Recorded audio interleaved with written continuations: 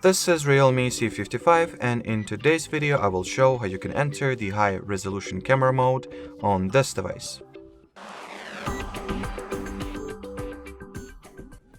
So before I do that, let me quickly take a photo in the regular photo mode, and after that just scroll the list of modes until you will be looking at the 64M mode, which stands for the 64 megapixels.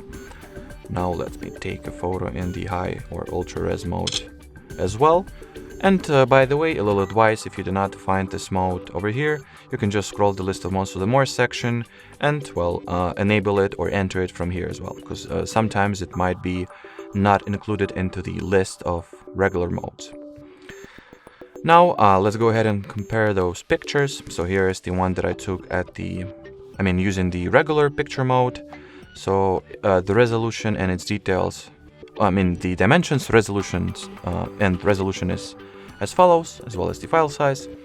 And when it comes to the ultra res mode, both dimensions and the file size are significantly increased. So long story short, the ultra res mode allows you to take more improved quality pictures with more or bigger resolution and deeper level of details, but it comes with the downside of occupying more storage space.